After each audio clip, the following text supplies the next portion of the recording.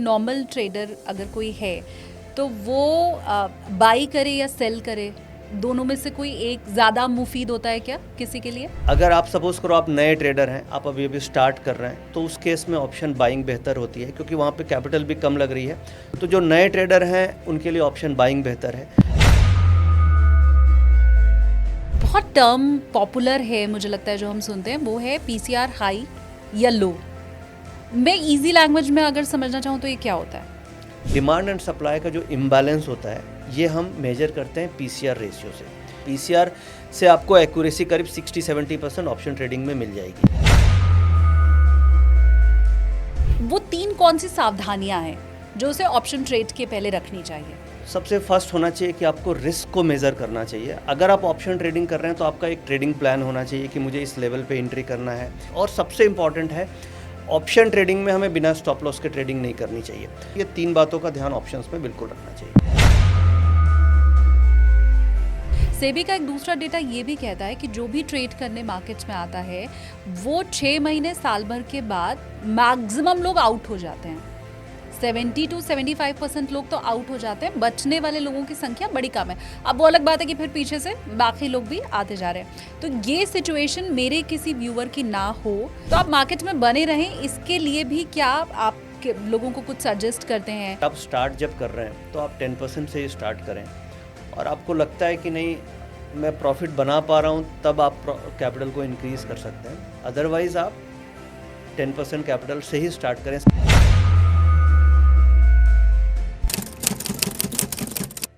Hello everyone, आपने कुर्सी की पेटी बांध लीजिए क्योंकि आप देखना शुरू कर चुके हैं take off with SKT. SKT यानी कि मैं शालिनी कपूर तिवारी। सेबी के आंकड़े ये बताते हैं कि शेयर मार्केट में फ्यूचर एंड ऑप्शन में काम करने वाले 90% लोगों को घाटा होता है।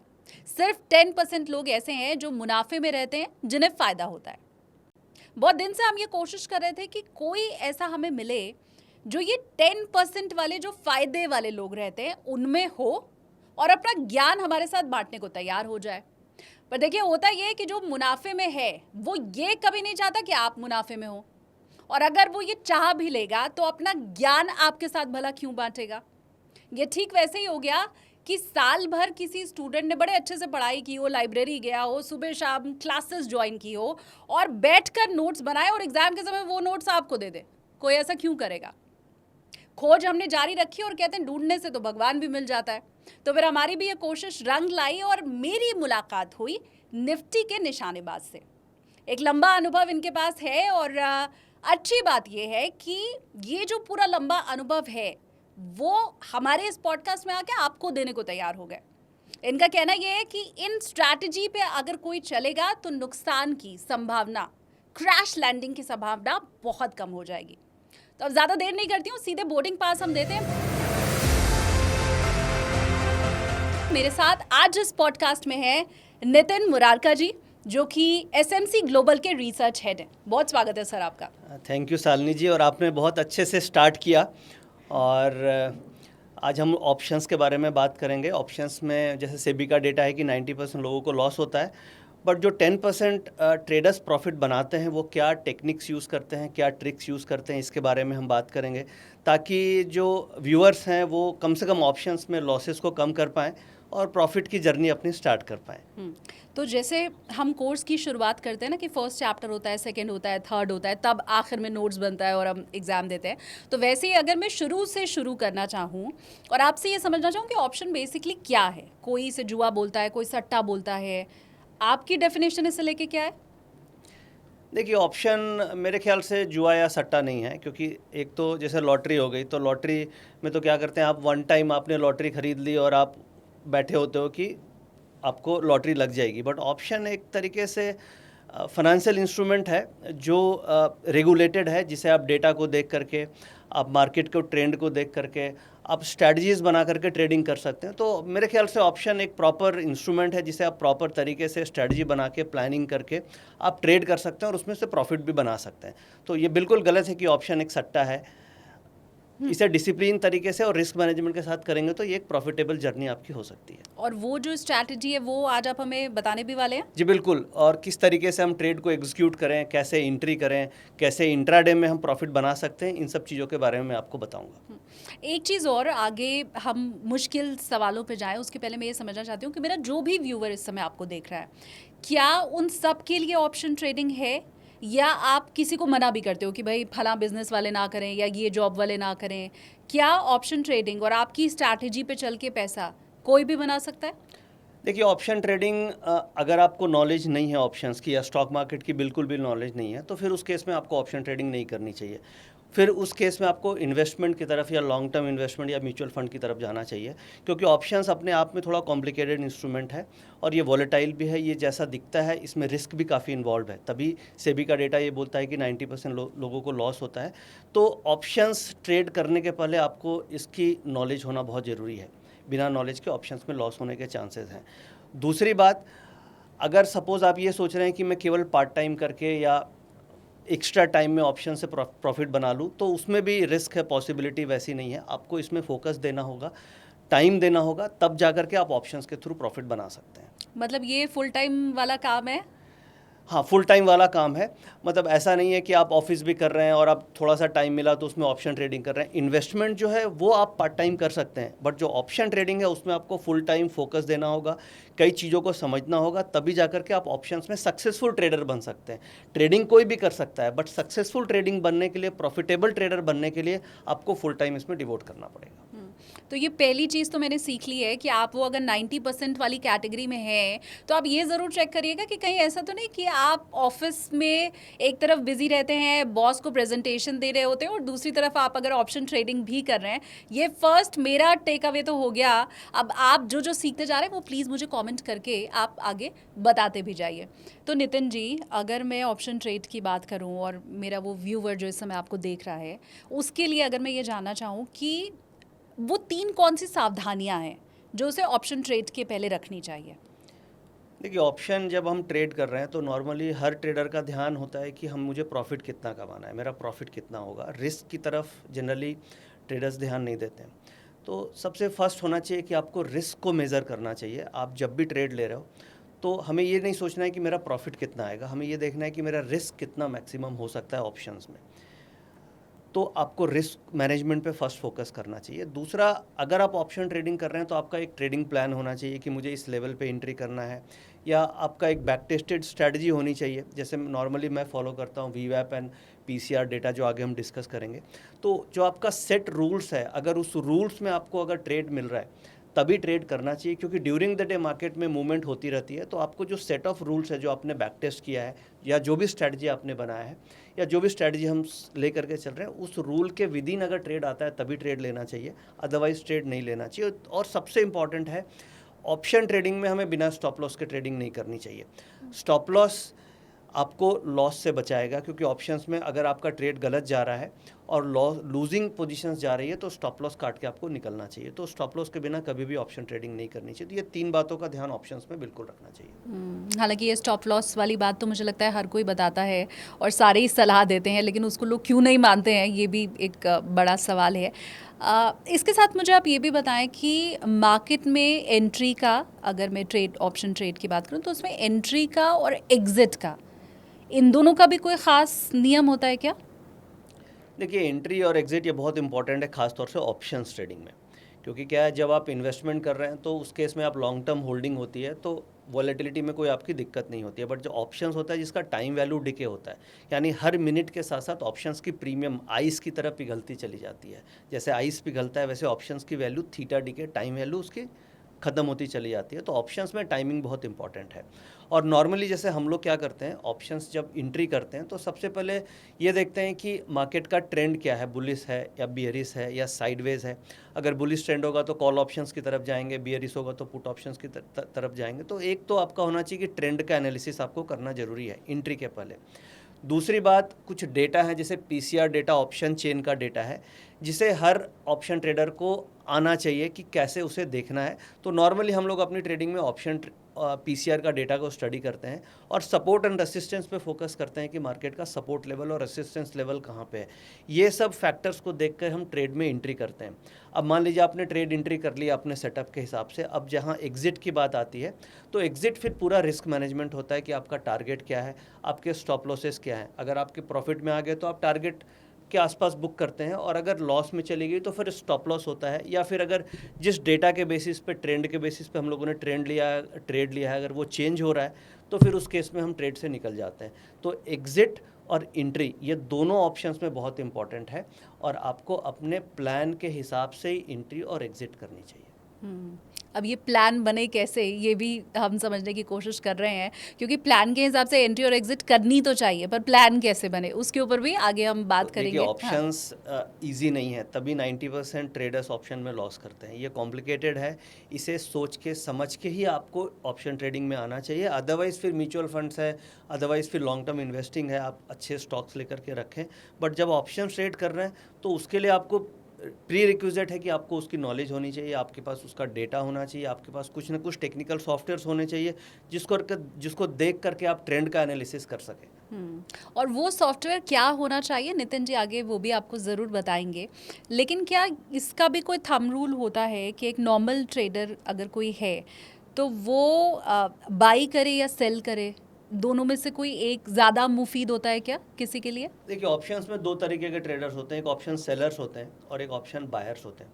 ऑप्शन बायर को कम कैपिटल लगती है क्योंकि वो प्रीमियम खरीदते हैं, और ऑप्शन सेलिंग में कैपिटल ज़्यादा लगती है। अब ये डिपेंड करता है कि अगर आप सपोज़ करो आप नए ट्रेडर हैं, आप अभी अभी स्टार्ट कर रहे हैं, तो उस केस में ऑप्शन बाइंग बेहतर होती है, क्योंकि वहाँ पे कैपिटल भी कम लग रही है और वहाँ पे लिमिटेड रिस्क होता है क्योंकि आप ऑप्शन बाई करके चल रहे हैं। तो जो नए ट्रेडर हैं उनके लिए ऑप्शन बाइंग बेहतर है। बट जिनके पास कैपिटल भी ज़्यादा है और जो पुराने हैं, जिनके पास एक्सपीरियंस है, जिनको ऑलरेडी अच्छा खासा मार्केट में समय हो गया है, उनके लिए ऑप्शन सेलिंग बेहतर है, क्योंकि ऑप्शन सेलर्स की विनिंग प्रोबेबिलिटी ज़्यादा होती है। तो अच्छा। दोनों अपने आप में बेहतर है, डिपेंड करता है कि आपकी रिस्क एपेटाइट कितना है, आपकी एक्सपीरियंस कितनी है और आपके पास कैपिटल कितनी है। अगर ज़्यादा कैपिटल है तो आप ऑप्शन सेलिंग की तरफ जाइए, कम कैपिटल है तो आप ऑप्शन बाइंग की तरफ जाइए। ये ज़्यादा एक्सपीरियंस, आप मतलब कितने एक्सपीरियंस को ज़्यादा मानते हैं? कम से कम आपको ऑप्शन मार्केट की अच्छी नॉलेज होनी चाहिए, क्योंकि ऑप्शन सेलिंग में अनलिमिटेड रिस्क होता है और ऑप्शन सेलिंग में मल्टीपल स्ट्रेटजीज बनाई जाती है। ऑप्शन बाइंग, ज़्यादातर ट्रेडर ऑप्शन बाइंग करते हैं क्योंकि वो सिंपल और प्लेन वैनिला लगता है, बट उसमें रिस्क ज़्यादा होती है क्योंकि उसमें टाइम वैल्यू डिके का रिस्क होता है। तो जहाँ ज़्यादा एक्सपीरियंस का मतलब है कि कम से कम आपको ऑप्शन इंस्ट्रूमेंट की नॉलेज है। अगर अच्छे से आपको नॉलेज है, जैसे आपको ग्रीक्स की नॉलेज है, आपको ऑप्शंस कैसे बिहेव करती है, ऑप्शन के डिफरेंट स्ट्राइक्स की नॉलेज है, तो उस केस में आप ऑप्शन राइटिंग की तरफ यानी सेलिंग की तरफ जा सकते हैं। अदरवाइज आप जस्ट स्टार्ट कर रहे हैं तो उस केस में आपको ऑप्शन बाइंग की तरफ जाना चाहिए।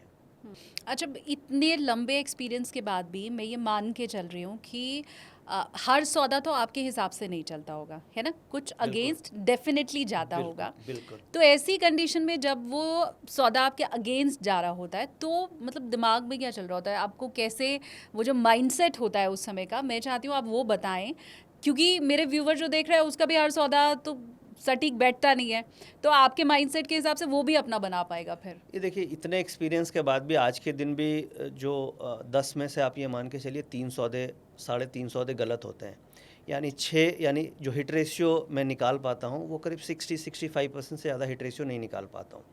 तो ये भी एक मिथ है लोगों के मन में कि ऑप्शन ट्रेडिंग में आप 80-90% हिट रेशियो निकाल सकते हैं। तो ये आप सोच के चलें कि ऑप्शन ट्रेडिंग में आपका हिट रेशियो ज़्यादा से ज़्यादा 60-70% से ज़्यादा नहीं हो सकता। दूसरी बात, ट्रेड जब गलत जाते हैं तो पैनिक सबको होता है, क्योंकि आपका M2M प्रॉफिट्स एंड लॉस आ रहे होते हैं, बट उसमें जनरली हम लोग अपने ट्रेडिंग प्लान के हिसाब से काम करते हैं, यानी हम एग्जीक्यूशन पे फोकस करते हैं कि ट्रेड की जो एंट्री है वो आप राइट लेवल्स पे एंट्री कर रहे हैं कि नहीं, क्योंकि मार्केट में दिन भर मूवमेंट होती रहती है। अगर आपने से अपर बैंड पे यानी रेसिस्टेंस लेवल पे एंट्री कर लिया तो वो रिस्की एंट्री होती है। वहीं मार्केट के रिट्रेसमेंट में, यानी मार्केट से पॉजिटिव ट्रेंड है और मार्केट थोड़ा सा रिट्रेस दी, आपने सपोर्ट लेवल पे एंट्री किया, तो वो आपको कंफर्ट देती है कि आपकी एंट्री अच्छी हुई या नहीं हुई। तो हम जनरली ट्रेड्स में एंट्री पे फोकस करते हैं और राइट एंट्री लेने के बाद फिर अगर अगेंस्ट जा रही है तो हम स्टॉप लॉस फॉलो करते हैं कि अगर मान लीजिए जो भी हमने स्टॉप लॉस डिफाइन किया है ट्रेड लेने के पहले, अगर वो हिट होता है तो फिर लॉस लेकर के निकलते हैं, क्योंकि ऑलरेडी जिस मॉडल पे हम लोग काम कर रहे हैं वो हम बैक टेस्टेड मॉडल्स पे काम करते हैं कि हिस्टोरिकली हमें अगर इसने 65% हिट रेशियो दिया है तो चलो ठीक है, 30-35% लॉसेस होते हैं, अगर हिट रेशियो में 10 में से 3 ट्रेड गलत हो रहे हैं तो कोई बात नहीं, तो हम अपने स्टॉप लॉस पे स्ट्रिक्ट होते हैं और हम अपने एग्जीक्यूशन पे फॉलो करते हैं और डिसिप्लिन तरीके से कर रहे हैं, तो आपके माइंडसेट धीरे धीरे आपका कंट्रोल होते चला जाता है। तो ये एक बड़ा इंपॉर्टेंट पॉइंट है कि एक जो नया ट्रेडर है उसको सबसे ज़्यादा दिक्कत माइंडसेट की ही आती है, क्योंकि ट्रेड तो वो ले लेते हैं बट ट्रेड को कंट्रोल करने में पैनिक होता है। तो उसके लिए stop loss is the best risk management tool, जिसको आप फॉलो करके अपने माइंडसेट को कंट्रोल कर सकते हैं। इसके पहले नितिन जी आपने ये कहा था कि आप अगर ऑफिस में काम भी कर रहे हैं या अगर परेशान हैं तो फिर आप ये ऑप्शन ट्रेडिंग से दूर ही रहें तो बेहतर है। तो क्या इसका मतलब मैं ये मानूं कि अगर कोई फुल टाइम करियर के तौर पे इसमें आ रहा है तब तो आपके साइड से ओके है, फुल टाइम करियर के तौर पे नहीं आ रहा है, वो कुछ साइड बिजनेस कर रहा है, तो मतलब आप मना कर रहे हैं उसको कि ना भाई तुम दूर रहो? देखिए वो फुल टाइम करियर की तरह आ सकता है, बट उसमें क्या है कि जब आप ऑलरेडी जैसे मान लो जॉब कर रहे हो तो उसी समय आप ट्रेड करके आप देखो कि क्या आपका इमोशनली आप कंट्रोल कर पा रहे हो, आप ट्रेडिंग सही कर पा रहे हो कि नहीं कर पा रहे हो। सपोज़ आप ऑफिस जा रहे हैं और उसी पीरियड में आप ट्रेडिंग करके देखें कि क्या आप प्रॉफिट बना पा रहे हैं, नहीं बना पा रहे हैं। अगर आप से कंसिस्टेंटली प्रॉफिट बना पा रहे हैं तो फिर आप सोच सकते हैं कि मुझे फुल टाइम करियर में जाना चाहिए, बट इनिशियली तुरंत बिना सोचे समझे ऑप्शन ट्रेडिंग में नहीं आना चाहिए।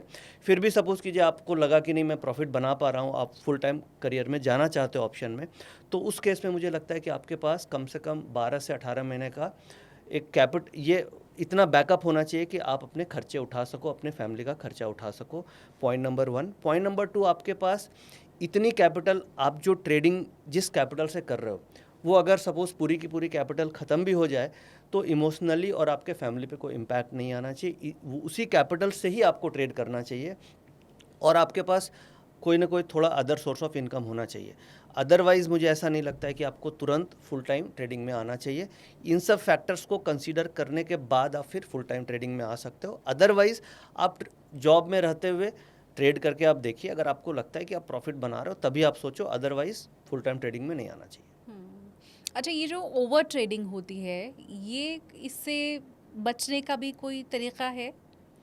ये ओवर ट्रेडिंग मतलब ये हो गया कि आप मल्टीपल टाइम्स ट्रेड्स ले रहे हो। हाँ। तो वो जनरली क्या होता है, ट्रेडर्स के पास एक ट्रेडिंग कुछ प्लान्स नहीं होते हैं कि किस तरीके से मुझे ट्रेड लेना है।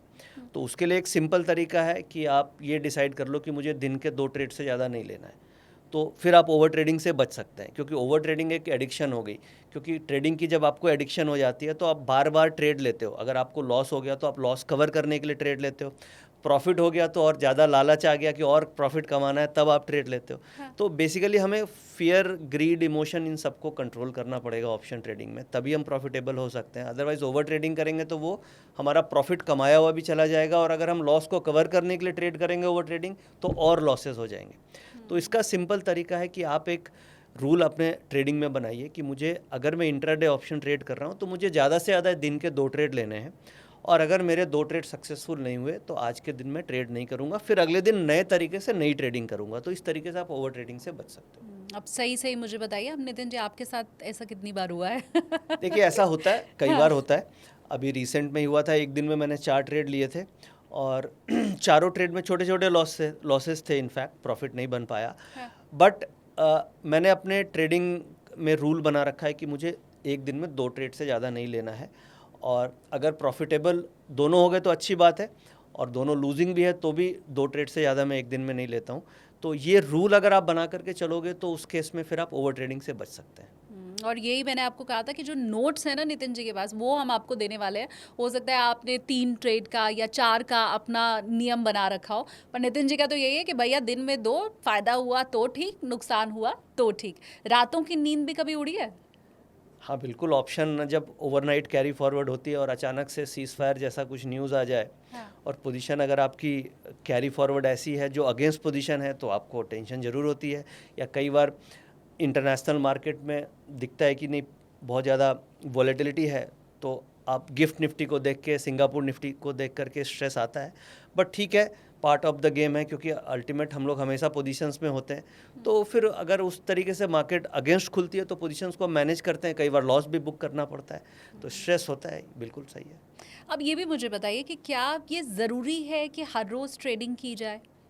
जब जितने दिन मार्केट खुला हुआ है अब तो भैया कंपलसरी है, आज नहीं करेंगे तो कैसे चलेगा? नहीं, हर रोज़ ट्रेडिंग करेंगे तो प्रॉफिट नहीं बनेगा, क्योंकि क्या है, हर रोज़ ट्रेडिंग करने का मतलब ओवर ट्रेडिंग हो गया भाई। मार्केट में अपॉर्चुनिटीज़ अगर आपको पूरे महीने में 20-22 दिन की ट्रेडिंग होती है, अगर 15-16 दिन भी सही ट्रेड हो गए तो आप अच्छे प्रॉफिट बना सकते हैं। आपका फोकस ये होना चाहिए कि मुझे क्वालिटी ट्रेड करना है, ना कि क्वांटिटी ट्रेड करना है, क्योंकि ट्रेडिंग से आपका बेसिकली इमोशन भी अटैच्ड है, आपकी पर्सनल लाइफ भी अटैच्ड है, आपका हेल्थ भी अटैच्ड है, क्योंकि ट्रेडिंग में एक स्ट्रेस इन्वॉल्व होता है।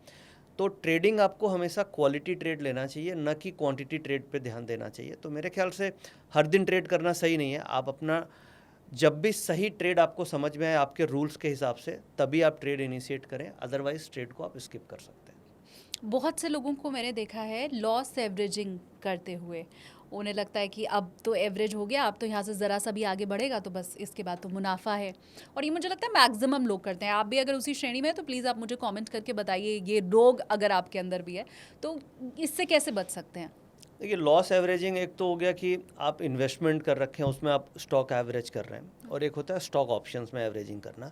तो जब आप लॉन्ग टर्म इन्वेस्टमेंट कर रहे हैं, सपोज आपने रिलायंस, इन्फोसिस, TCS या कोई भी स्टॉक वो लॉन्ग टर्म के लिए लिया है, वो आपको सस्ती मिल रही है, तो वहाँ पे आप एवरेज कर रहे हैं तो वो ठीक है, क्योंकि आपका ऑब्जेक्टिव है लॉन्ग टर्म के लिए और लॉन्ग टर्म में अप्रिसिएशन मिलता है। बट जब आप ऑप्शन ट्रेडिंग कर रहे हैं, और क्योंकि ऑप्शन ट्रेडिंग बहुत शॉर्ट टर्म इंस्ट्रूमेंट है, तो वहाँ पे एवरेजिंग करने की गलती नहीं करनी चाहिए, क्योंकि ऑलरेडी लॉस में है और उसके बाद फिर आप एवरेज कर रहे हैं, तो आप अपने लॉस को और बढ़ा रहे हो, क्योंकि आपके पास ऑलरेडी सपोज कि 10 लॉट की पोजीशन है, आपने 10 लॉट और ले ली, तो आपको अगर नीचे आने से पैनिक भी होगा, मार्क टू मार्केट लॉसेस भी आएंगे। तो लॉस में ऑप्शंस में कभी भी एवरेज नहीं करनी चाहिए, ये एकदम ब्लंडर है। इससे आपका जो अकाउंट है वो पूरा का पूरा डिप्लीट हो जाएगा, आपको वो मार्केट से आउट कर देगी। तो ऑप्शन ट्रेडिंग में कभी भी एवरेजिंग नहीं करनी चाहिए। हाँ, अगर आप इन्वेस्टमेंट है, आपने अच्छे स्टॉक्स ले रखे हैं, आपको वो सस्ते मिल रहे हैं, वहाँ पे आप एवरेजिंग कर सकते हैं। बट स्टॉक ऑप्शंस, क्योंकि वो आइस की तरह पिघल रही है टाइम वैल्यू के साथ, वहाँ पे एवरेज करेंगे तो आपको और लॉस बढ़ता चला जाएगा। तो एवरेजिंग मेरे ख्याल से स्टॉक ऑप्शंस में कभी भी सजेस्टेड नहीं है, वो ब्लंडर है। और ज़्यादातर लोगों को आपने फिर इसमें लॉस उठाते हुए भी देखा है जो एवरेजिंग करते हैं? हाँ बिल्कुल, मेरे हिसाब से तो अगर आपने स्टॉक ऑप्शंस में एवरेज करी तो 90% चांसेस है कि आपका लॉस होगा, और आपको बड़ा लॉस हो सकता है इसमें। तो वो कभी भी एडवाइजेबल नहीं है कि आप ऑप्शंस की पोजीशन लॉस में आती है तो आप उसको एवरेज करें। तो ये तो मुझे लगता है बहुत बड़ा की पॉइंट आप लोगों को मिल चुका है, इसका आप ख़ास ख्याल ज़रूर रखिएगा। अच्छा, एक बहुत टर्म पॉपुलर है मुझे लगता है जो हम सुनते हैं, वो है PCR हाई या लो। मैं इजी लैंग्वेज में अगर समझना चाहूँ तो ये क्या होता है? देखिए, PCR का मतलब होता है पुट कॉल का रेशियो।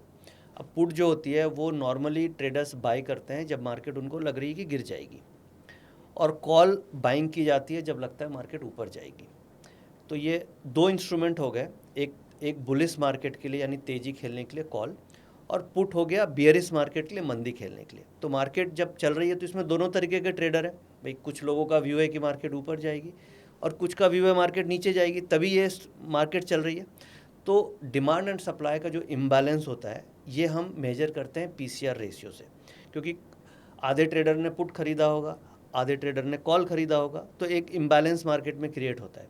जब 70% ट्रेडर पुट खरीदते हैं और 30% ट्रेडर्स कॉल खरीदते हैं, तो क्या ज़्यादातर लोग बियरिश हो गए, 70% पुट खरीदते हैं, तो वो इम्बैलेंस क्रिएट हो गया, और वो मेजर करती है PCR रेशियो से।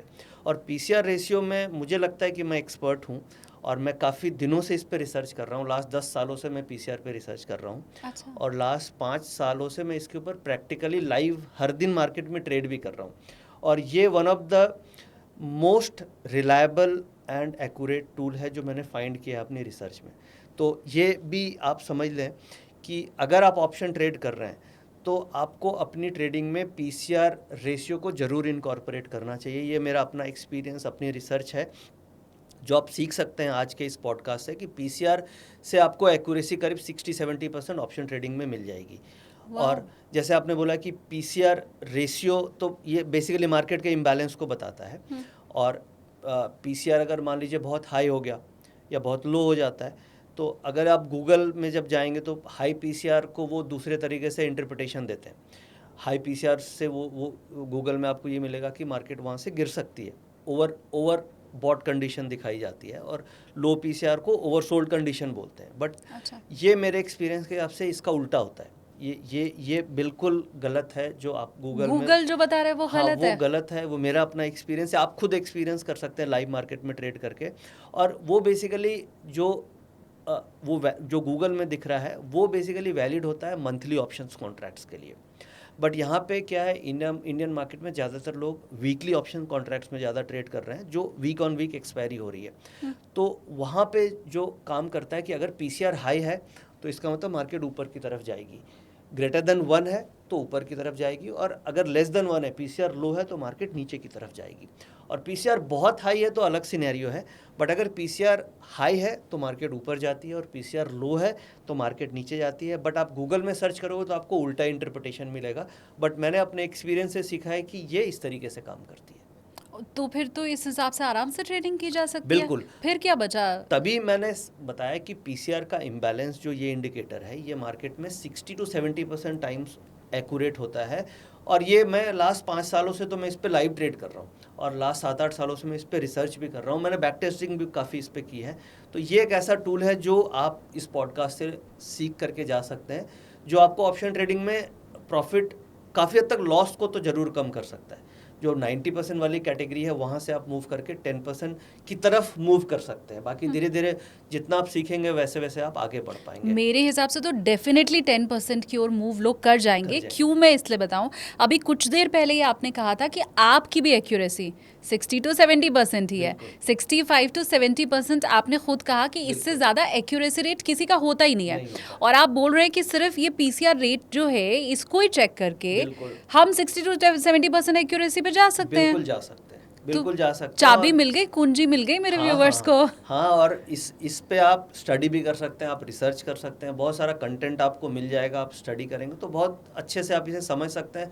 सोशल मीडिया पे बहुत सारे कंटेंट्स पीसीआर पे अवेलेबल हैं, तो आप इसे स्टडी करें, इसे इनकॉर्पोरेट करें। बेसिकली ये काफ़ी यूजफुल टूल है। आप ऐसा कर सकते हैं व्यूवर्स कि 1-2 महीना ट्रेडिंग ना करके सिर्फ वो रेशियो देख के और कागज पे कर लें ट्रेडिंग। मैं अभी ऑन स्क्रीन भी आपको दिखाऊंगा कि कैसे हमें इसे समझना चाहिए। एक बेसिक हम समझेंगे कि कैसे हम पीसीआर को ट्रैक कर सकते हैं और ये क्या होता है, ये मैं ऑन स्क्रीन आपको भी दिखाऊंगा। इसके अलावा भी कुछ है? मतलब ये तो मुझे लग रहा है जादू की छड़ी जो होती है। देखिए, ये बेसिकली हम डायरेक्शन पकड़ने के लिए यूज़ करते हैं पीसीआर। अच्छा। और उसके बाद जैसे आप एंट्री पे पूछ रहे थे कि एंट्री कहाँ पे लेना चाहिए, कैसे लेना चाहिए, तो उसके लिए हम लोग नॉर्मली वीवैप यूज़ करते हैं, वॉल्यूम वेटेड एवरेज प्राइस। वो बेसिकली पूरे दिन की मार्केट की एवरेज प्राइस हो गई। अब हर चीज़, जैसे कोई भी मार्केट है उसमें कोई चीज़ 100 रुपये पे ट्रेड हो रही है, कोई 105 पे हो रही है, कोई 106 पे हो रही है, तो एक एवरेज प्राइस निकलता है। उसी तरीके से स्टॉक मार्केट में भी ऑप्शंस का या इंडेक्स का एवरेज प्राइस आता है, या आपके किसी भी सॉफ्टवेयर में जो भी ट्रेडिंग प्लेटफॉर्म है जहाँ पे आप देख रहे हो आपको एवरेज प्राइस मिलता है। तो बेसिकली हम क्या करते हैं, डायरेक्शन जो मार्केट का है वो पीसीआर से पकड़ते हैं कि मार्केट ऊपर या नीचे जाएगी। अगर ऊपर जाने का है तो कॉल ऑप्शन लेना है, तो कॉल ऑप्शन किस रेट पे लेना है, एंट्री कहाँ पे करनी है, वो हम एटीपी एवरेज ट्रेडेड प्राइस या वीवैप से पकड़ते हैं कि जब वीवैप के आसपास है, एवरेज के आसपास है, तो हम खरीदेंगे तो हम उस चीज़ को फेयर वैल्यू पे खरीद रहे हैं। सपोज आपने कोई चीज़ का एवरेज प्राइस 100 रुपये है और आप उसको 110 पे खरीदोगे, तो आप फेयर वैल्यू से 10 रुपये ऊपर खरीद रहे हो, तो आप कॉस्टली प्रोडक्ट खरीद रहे हो। तो नॉर्मली हम लोग कोशिश ये करते हैं कि फेयर वैल्यू के आसपास या उसके नीचे हमें मिलती है तो हम खरीदते हैं, तो हमें मुनाफा तुरंत मिलता है। तो ये बेसिकली 2 चीज़ों का ध्यान रखना चाहिए, पीसीआर से डायरेक्शन पकड़े और आप अपनी एंट्री के लिए एवरेज ट्रेडेड प्राइस या वीवैप दोनों में से जो आपको मिलता है उसके आसपास खरीदेंगे, यानी आप फेयर वैल्यू पे खरीदेंगे तो आपको प्रॉफिट तुरंत मिल जाएगा। मैं फिर से नितिन जी आपसे पूछ रही हूँ कि ये 2 बातें जो आपने बताई हैं, अगर इसका वैसे ही मेरा व्यूवर ख्याल रखे जैसे आप बता रहे हैं, तो एक्यूरेसी रेट 60 to 70% के बीच में होगा? बिल्कुल आएगी। मैं अपने एक्सपीरियंस के हिसाब से बोल रहा हूँ, और मैं हर दिन ट्रेड कर रहा हूँ और लाइव मार्केट में इस डेटा को देख रहा हूँ, और इसकी एक्यूरेसी 60 से 65 के बीच में जनरली आती है जब वॉलेटिलिटी कम होती है। जब इसमें एक्यूरेसी कम कब होती है, जब बहुत ज़्यादा न्यूज़ इवेंट आ रहे हो। जैसे मान लीजिए अभी इंडिया पाकिस्तान के बीच में थोड़ा टेंशन चल रहा था, तो मार्केट में बहुत ज़्यादा वॉलेटिलिटी थी, तो उस केस में थोड़ी एक्यूरेसी कम हो जाती है। Once in a blue moon होगा। यस। तो जब बहुत ज़्यादा इवेंट वाला समय हो तो एक्यूरेसी कम हो जाती है, बट अगर नॉर्मल मार्केट हो, बहुत ज़्यादा कुछ इवेंटफुल नहीं हो, तो उस समय आपको 65-70% एक्यूरेसी मिल जाती है। इतने दावे के साथ बताने वाला और अपने नोट शेयर करने वाला आपको दूसरा कोई नहीं मिलेगा, यही मैंने शुरू में आपको कहा भी था। अच्छा नितिन जी, वैसे तो ये हर रोज़ के लिए नहीं है, लेकिन एक्सपायरी वाले दिन हम देखते हैं कि बहुत बहुत से लोग बहुत हड़बड़ाहट में भी ट्रेड करते हैं, तो उस दिन के लिए क्या कोई अलग नियम होता है बाकी दिनों से?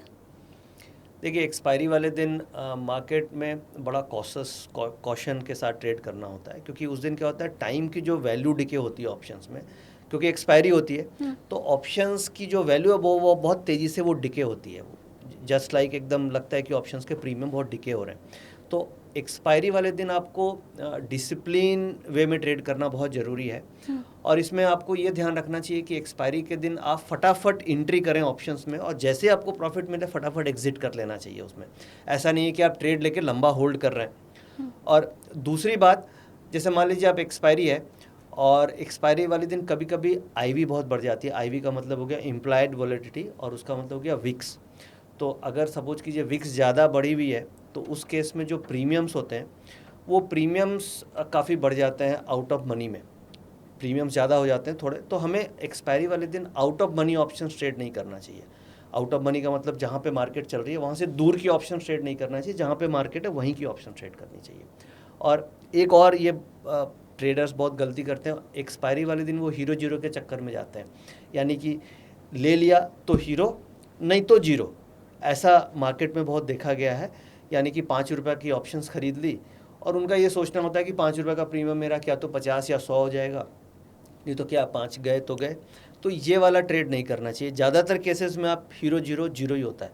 तो एक्सपायरी वाले दिन आपको हीरो जीरो ट्रेड से बचना चाहिए और आउट ऑफ मनी ऑप्शंस में ट्रेड नहीं करना चाहिए जो दूर की ऑप्शंस है। और अगर आप ट्रेड कर रहे हो तो फटाफट प्रॉफिट लो और निकलो एक्सपायरी वाले दिन, क्योंकि टाइम वैल्यू डिके बहुत फास्ट होती है। तो ये एक्सपायरी वाले दिन का रूल हो गया, और मैं फिर ये मान के चलूँ कि जैसे जैसे एक्सपायरी डेट नज़दीक आती चली जा रही है तो आप इस रूल को उतना मतलब जितना करीब जाता जा रहा है आप इसको फॉलो करना शुरू कर दें। एक चीज़ और ध्यान रख सकते हैं, जैसे मान लीजिए एक्सपायरी नज़दीक आ रही है, एक्सपायरी वाले दिन है, तो आप अगले वीक की ऑप्शंस भी कर सकते हैं। जैसे हमारे पास क्या नेक्स्ट वीक ऑप्शंस होती है, उसके अगले वीक की ऑप्शंस होती है। तो हम लोग क्या होता है, टाइम वैल्यू डिके से बचने के लिए जैसे एक्सपायरी वाला दिन आता है तो थर्सडे को एक्सपायरी होती है, तो वेडनेसडे से ही हम नेक्स्ट वीक कॉन्ट्रैक्ट्स में काम करने लग जाते हैं, ताकि हमारा टाइम वैल्यू का जो डिके है वो हमें नुकसान नहीं पहुंचाए। तो ये भी आप नेक्स्ट वीक की ऑप्शन ट्रेड कर सकते हैं उस केस में। वो व्यूवर जो अभी शुरू करने का प्लान कर रहे हैं, जैसे मैं मान के चलूँ कि कोई यंग बच्चा है जो इस समय आपको देख रहा है और वो एक हैंडसम सैलरी उसकी है, और अब वो ये प्लान कर रहा है कि भैया सैलरी से तो फिर पूरी ज़िंदगी कट नहीं सकती है, अमीर बनने के लिए तो फिर हमें ट्रेडिंग करना ज़रूरी होगा। तो आप उसको क्या सलाह देंगे कि आप सीधे ऑप्शंस ट्रेडिंग में आ सकते हो या उसके पहले कुछ तैयारी भी करनी होती है? देखिए, ऑप्शन ट्रेडिंग से अमीर नहीं बना जा सकता है। ये क्या है? ये मिथ है। ये बिल्कुल मिथ है। ऑप्शन ट्रेडिंग से आप अमीर नहीं बन सकते। ऑप्शन ट्रेडिंग ठीक है आप कर सकते हो, बट ऐसा नहीं है कि आप इससे करोड़ों कमा सकते हो। ऑप्शन ट्रेडिंग अपने आप में बहुत रिस्की इंस्ट्रूमेंट है, ये आपको सोचना चाहिए। अगर आप सपोज नए हैं और आपको ऑप्शंस की नॉलेज नहीं है, तो सबसे पहले तो आप ऑप्शंस की नॉलेज लीजिए, ऑप्शन समझें कि कैसे ये बिहेव करती है, इसका डीके कैसे होता है, इसमें स्ट्राइक सिलेक्शन कैसे होता है। तो ऑप्शन सबसे स्टार्टिंग में तो आपको इसका नॉलेज लेना चाहिए। दूसरा, अगर आप मार्केट में न्यू हैं, आप स्टार्ट कर रहे हैं, तो आप फिर इन्वेस्टमेंट की तरफ जाएं। आप अच्छे स्टॉक्स में इन्वेस्ट करें, आपको डायरेक्ट ऑप्शंस में नहीं आना चाहिए। आज के दिन में बहुत सारे नए ऐसे यंगस्टर्स हैं जो स्ट्रेट ऑप्शंस में आ जाते हैं और ऑप्शन में वो स्पेकुलेशंस करने लग जाते हैं, तुरंत ट्रेडिंग करने लग जाते हैं और अल्टीमेटली उस केस में आपको लॉस होगा। तो मेरा अपना एक्सपीरियंस है कि ऑप्शन से आप अमीर नहीं बन सकते। नंबर 1 ये एकदम बिल्कुल दिमाग से निकाल दीजिए। आप अमीर बन सकते हैं इन्वेस्टमेंट से, लॉन्ग टर्म इन्वेस्टमेंट से ही कैपिटल बन सकती है। ट्रेडिंग एक फैसिनेशन है, मैं ज़रूर इस लाइन में हूँ काफ़ी सालों से, बट ट्रेडिंग एक फैसिनेशन है, ऑप्शन ट्रेडिंग एक फैसिनेशन है। ये एक तरीके से काफ़ी डिसिप्लिन्ड और सीखने के बाद ही आप इसको करोगे तभी आप पैसा बना सकते हो। ऐसा नहीं कि इससे पैसा नहीं बनता है, बट जो नए हैं, जो स्टार्ट कर रहे हैं, उनके लिए पैसा बनाना बड़ा डिफिकल्ट है। तो उनके लिए तो यही है कि आप इन्वेस्टमेंट से स्टार्ट कीजिए।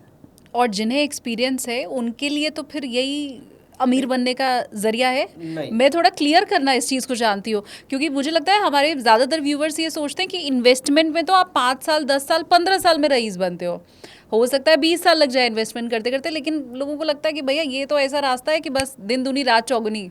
देखिए, ऑप्शन से आप कंसिस्टेंट प्रॉफिट धीरे धीरे बना सकते हैं, ऐसा नहीं है, बट ये है कि आप ये सोचोगे कि साल 2 साल 3 साल में मैं अमीर बन जाऊँ, मल्टी बैगर हो जाए, वो पॉसिबल नहीं है। सबसे बड़ा मिस्टेक माइंडसेट का यही है कि लोग ये सोचते हैं कि ऑप्शन में मेरा हर महीने 30-40% का रिटर्न आ जाएगा और साल में मेरी कैपिटल 3-4 गुना हो जाएगी। ऐसा पॉसिबल नहीं है। ऑप्शन में आप कंसिस्टेंट रिटर्न साल का अगर 30-35% भी बना लेते हैं तो वो बहुत अच्छा रिटर्न है। 30-35% रिटर्न यानी महीने का 3% का रिटर्न भी आप बना पाते हैं कंसिस्टेंसी के साथ, तो वो बहुत अच्छा रिटर्न है। तो जो एक्सपीरियंस भी है मार्केट में, वो भी अगर आप देखेंगे तो बड़े कैपिटल से अगर आप काम कर रहे हैं तो 25 से 35% की ही यील्ड आती है। छोटे कैपिटल से लाख, 2 लाख, 5 लाख से आप कुछ भी कर सकते हो, बट जब आप 50 लाख, 1 करोड़ से काम करते हैं तो उस केस में आप रिस्क कम लेते हैं और आपका कैपिटल प्रोटेक्शन मेन एम होता है। तो उस केस में आपकी यील्ड बहुत ज़्यादा तो 25-30% से ज़्यादा ऑप्शंस में नहीं आएगी, क्योंकि उस केस में आप वैसी स्ट्रेटजीज करते हो जो आपको रिस्क कम देती है और सेफ्टी ऑफ कैपिटल ज़्यादा देती है, जैसे हेज स्ट्रेटजीज होती है। तो कंक्लूज़न यही है कि ऑप्शन ट्रेडिंग से आप, ऐसा नहीं है कि आप एकदम अमीर बन सकते हो, धीरे धीरे आप प्रॉफिट बना सकते हैं। आप धीमे धीमे बना रहे हो या जी तेजी? बिल्कुल बिल्कुल। हम क्या है, मेनली हमारा फोकस रिस्क मैनेजमेंट पे होता है और हमारा ये टारगेट होता है कि साल का अगर हम 35-40% भी रिटर्न बना पाएँ साल का, तो वो हम बहुत बड़ी अचीवमेंट मानते हैं।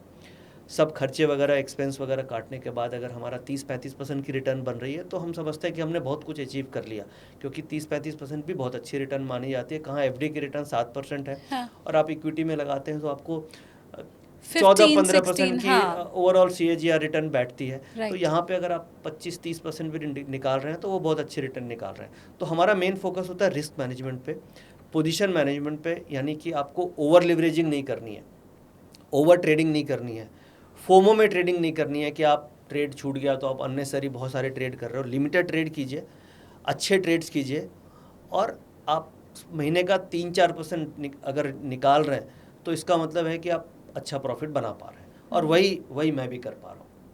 ऐसे तो नहीं कैमरा बंद करने के बाद आप कुछ और बताएंगे? नहीं बिल्कुल, ये ऐसा ही है कि मैं भी ऐसा नहीं है कि 80-90% की कोई रिटर्न बना पा रहा हूँ, मैं भी यही है कि 25-30% की रेंज में रिटर्न साल का बना पा रहा हूँ। ये फोमो वाला आपने अभी जो टर्म यूज़ किया, ये क्या होता है? फोमो में कैसे लोग ट्रेडिंग करते हैं? फोमो तो बेसिकली आपको फियर ऑफ मिसिंग आउट, मतलब ट्रेड जैसे कई बार होता है, मार्केट गैप अप खुल गई, हाँ। और उसके बाद वो बढ़ती चली जा रही है, मूव एक तरफ होता चला जा रहा है, तो आपको लगता है कि ट्रेड आपसे छूट गया और आप फिर उस समय जंप करके ट्रेड में इंटर कर जाते हैं।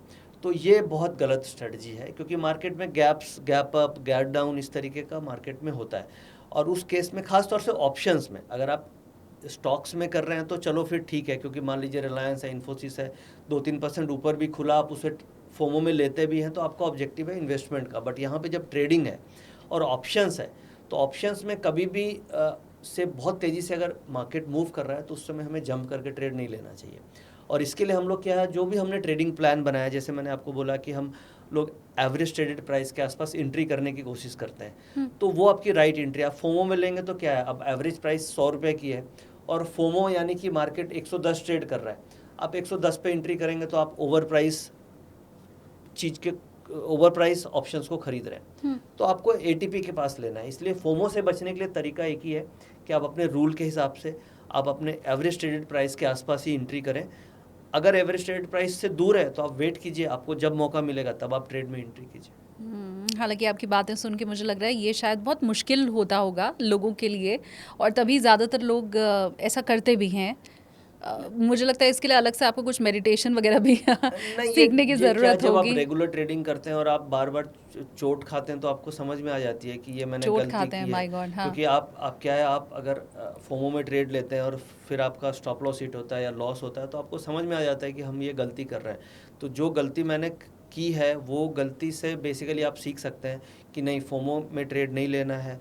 एवरेज ट्रेडेड प्राइस से अगर ऊपर चल रहा है तो उस समय हमें ट्रेड नहीं लेना है, क्योंकि ऑप्शंस में एक तो टाइम वैल्यू डिके का रिस्क है और ऊपर से आपने ओवर प्राइस चीज़ें खरीद ली तो वो ओवर प्राइसिंग का भी रिस्क है। तो ऑप्शन हमेशा आपको एवरेज ट्रेडेड प्राइस के आसपास ही लेना चाहिए, अदरवाइज नहीं लेना चाहिए। तो ये जो गलती मैंने करी उससे आप सीख सकते हैं। हमेशा ज़रूरी नहीं है कि अपनी गलतियों से सीखा जाए, दूसरे की गलती से भी आप ज़रूर सीख सकते हैं।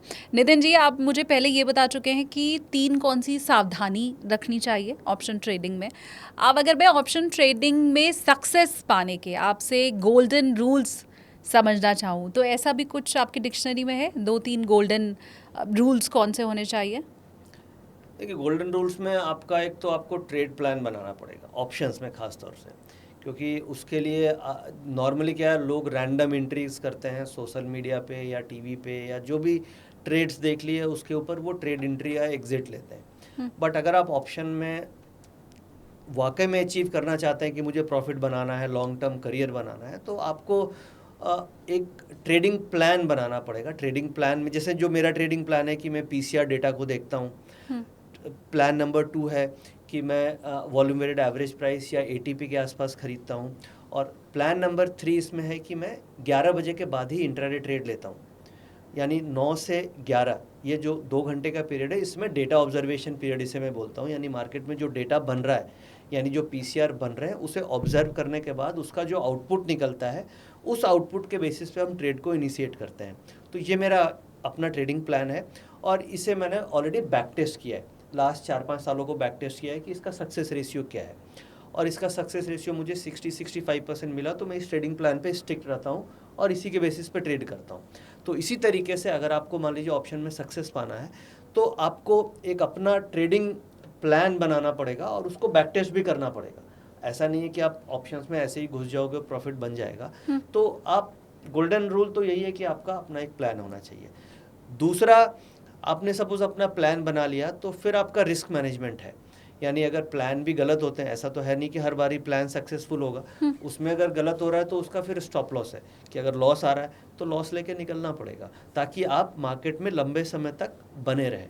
तो गोल्डन रूल में तो ये है कि प्लान होना चाहिए और आपका रिस्क मैनेजमेंट प्रॉपर होना चाहिए।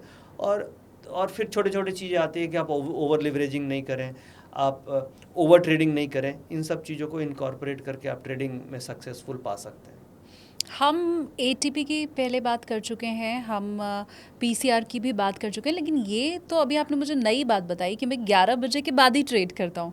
अब ये 9 से 11 वाला जो आपका ऑब्जर्वेशन पीरियड है, क्या ये हर किसी के लिए अलग अलग हो सकता है? मतलब किसी के लिए क्या वो 12 बजे तक हो सकता है, किसी के लिए क्या 10 बजे तक हो सकता है? या आप श्योर हैं कि 9 से 11 ऑब्जर्व करने के लिए भी और जो भी डेटा इन 2 घंटे में मार्केट में आया है वो इनफ है आगे की स्ट्रैटेजी के लिए? ये 2 घंटा आपको लगता है सफिशिएंट है? जी बिल्कुल, 2 घंटा, क्योंकि क्या है 2 घंटा मेरे हिसाब से काफ़ी इनफ है। और मैं मार्केट को इस तरीके से डिफाइन करता हूँ कि मार्केट की जो ओपनिंग होती है वो उसे मैं बोलता हूँ इमोशनल ओपनिंग। क्योंकि मार्केट जो जब सुबह खुलती है तो उसमें हमारे इमोशंस जुड़े होते हैं। हम गिफ्ट निफ्टी को देख रहे होते हैं, हम नैस्डैक को देख रहे होते हैं, हम सुबह सुबह एशियन मार्केट्स को देख रहे होते हैं, हम न्यूज़पेपर्स में जो न्यूज़ है उसको देख करके फिर हम अपना माइंड सेट बनाते हैं कि क्या मार्केट हो सकती है। तो सुबह का जो आधा घंटा होता है 9:15 बजे से 9:45 तक, वो पूरे की पूरे इमोशंस पे चलती है, या पुरानी पोजीशंस का स्टॉप लॉस ट्रिगर हो रहा है। तो सुबह का जो डेटा बनता है वो जनरली कैरी फॉरवर्ड पोजीशंस का डेटा होता है और उसे मैं एज अ डिफाइन करता हूँ इमोशनल ओपनिंग।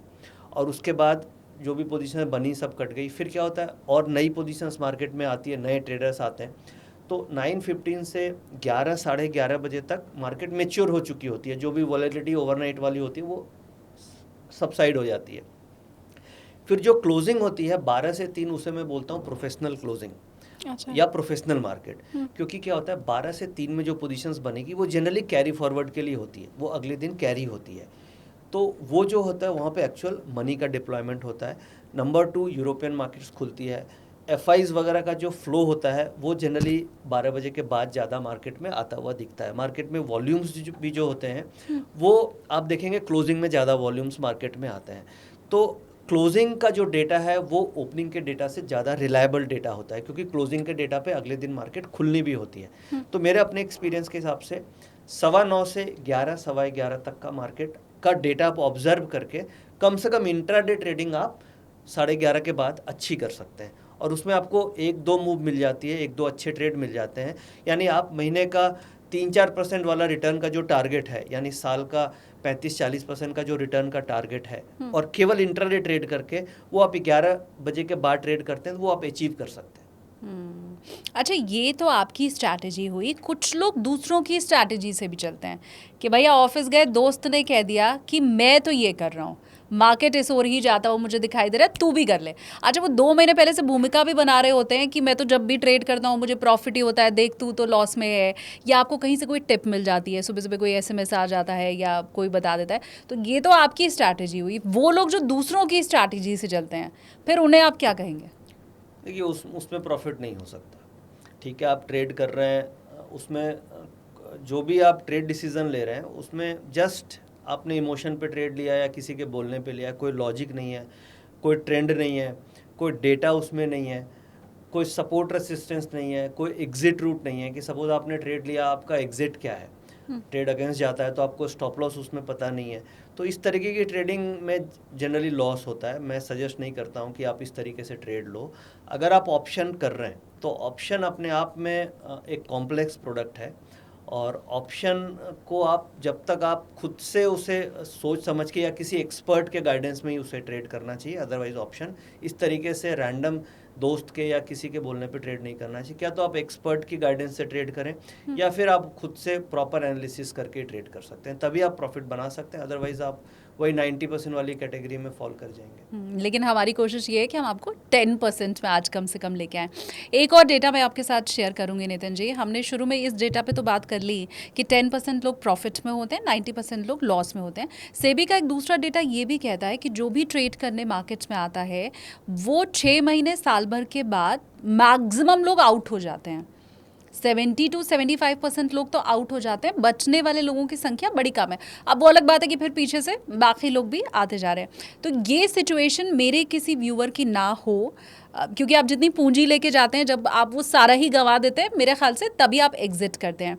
तो आप मार्केट में बने रहें, इसके लिए भी क्या आप लोगों को कुछ सजेस्ट करते हैं कि आप कितना % आपका जो मनी है, कैपिटल है, वो इन्वेस्ट कीजिए, कितना मत कीजिए? ये मैं इसलिए भी पूछ रही हूँ क्योंकि अभी थोड़ी देर पहले सर आपने ही बताया कि कैसे आपको फैमिली भी चलानी है, तो आप वो मनी इधर मत डालो। ये अभी आपने खुद ही टिप दी लोगों को। तो क्या इसके लिए भी कोई आपके पास कोई गाइडलाइन या कोई सलाह मेरे व्यूवर्स के लिए?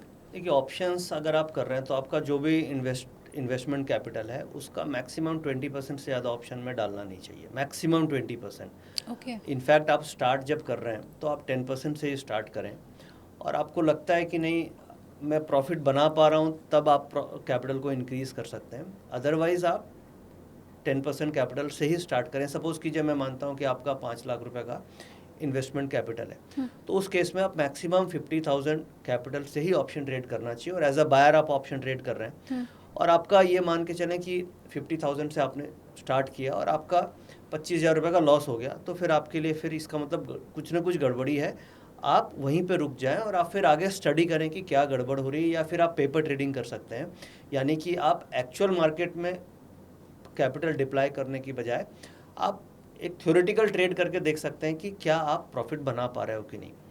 दूसरी बात, आप जब भी स्टार्ट करें तो आप छोटी क्वांटिटी से स्टार्ट करें। जैसे मान लीजिए स्विमिंग सीखता है तो वो स्टार्टिंग में आप डेप्थ कम होती है, फिर धीरे धीरे आगे डेप्थ बढ़ती जाती है। वैसे ही ऑप्शंस में 1 लॉट से आप स्टार्ट करें।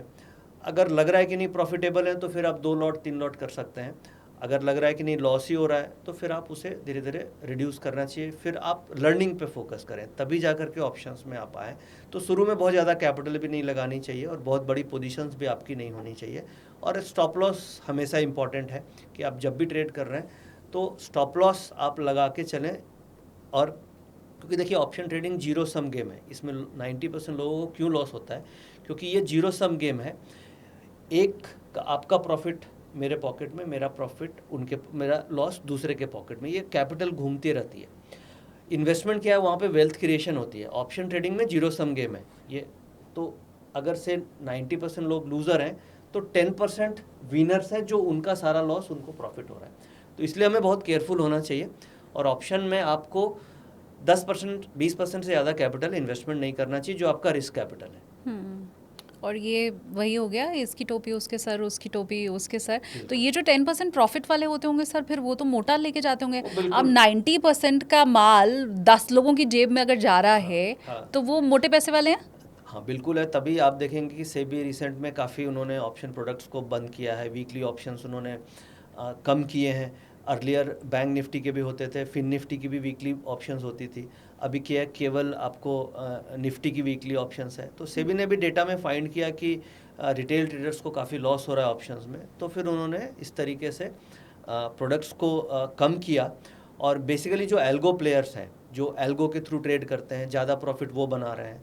एफआईज जो ट्रेड हैं, जो काफ़ी बड़े बड़े एफआईज हैं, जिनके पास काफ़ी कैपिटल है, जिनके पास स्ट्रेटजीज है, वो प्रॉफिट बना रहे हैं। बड़े बड़े प्रोप्राइटरी फंड्स प्रॉफिट बना रहे हैं और बेसिकली रिटेल प्रॉफिट नहीं बना पा रहे हैं।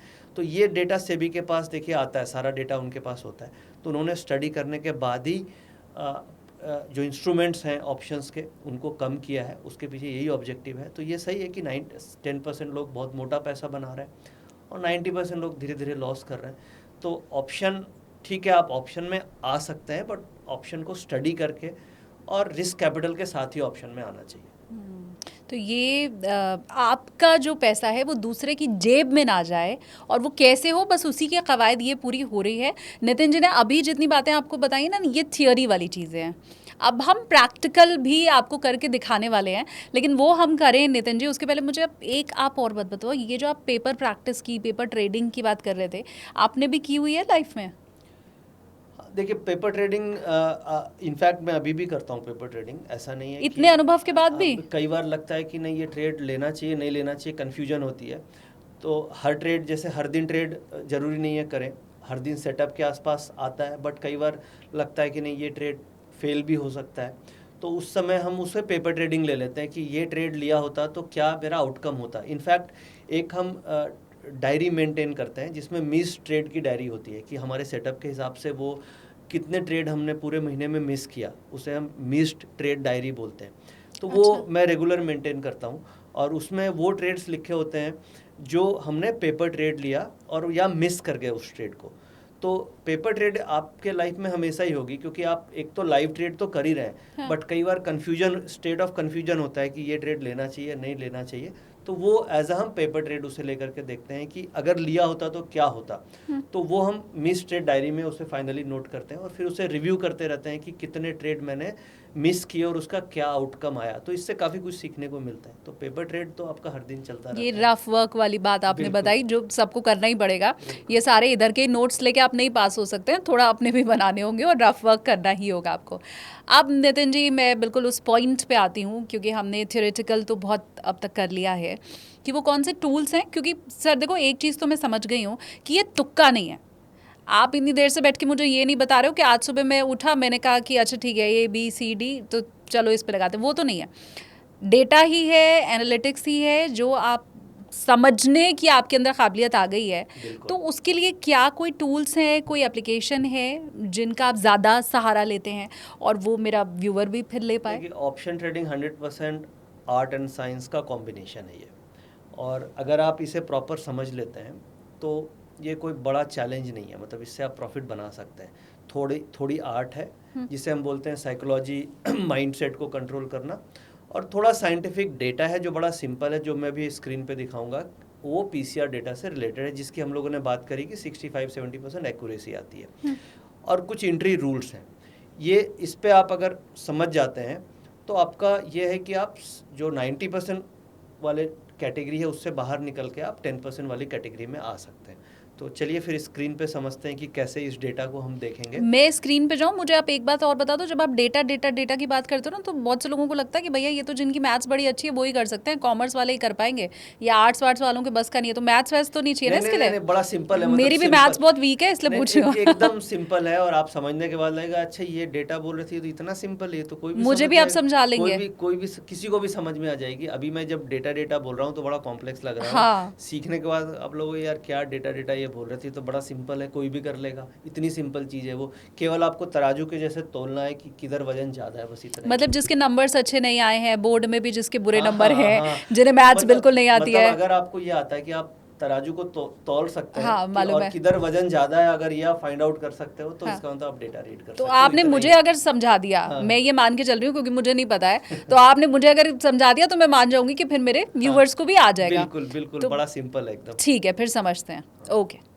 तो पहले ही मैंने आपको बताया था, आप ऐसे समझ लो कि वो हम क्लासरूम में बैठे हुए थे, अब हम प्रैक्टिकल रूम में आ चुके हैं।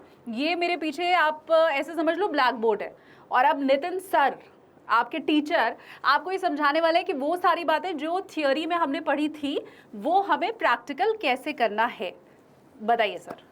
देखिए हमने बात इजी है, पहले मैं एकदम पूछ लूं। सिंपल। और मैं ये भी बता दूं कि मैं कुछ नहीं जानती, आई एम जीरो, तो अगर नितिन जी आपने मुझे समझा लिया तो मैं ये मान जाऊंगी कि मेरे व्यूअर को तो भी इस आप क्लास समझा में मैं देंगे। आपसे कई क्वेश्चंस पूछूंगा, आप रेडी रहिए कि आप मुझे आंसर्स देंगे उन क्वेश्चंस का। डन। मैं नहीं बता पाऊँ तो डांटना नहीं है।